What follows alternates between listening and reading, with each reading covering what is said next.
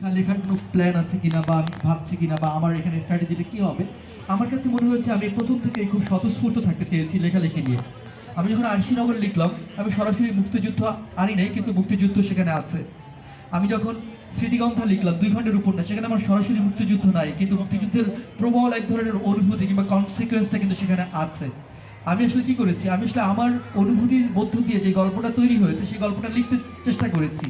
এবং আমি জানি না, এই যে গল্প বলা এক ধরনের ইমোশনাল জার্নির মধ্যে দিয়ে যাওয়া, এই জার্নিটা হচ্ছে কোনো না কোনোভাবে মানুষের ইমোশনকে হচ্ছে, হয়তো সেই ইমোশনে সুপ্ত ছিল কিন্তু সেই ইমোশনটার সেই বন্ধ দরজায় হচ্ছে কড়া নেড়ে দিয়েছে, সেটা খুলে গিয়েছে, তারা হয়তো অন্যভাবে আবিষ্কার করতে পেরেছে।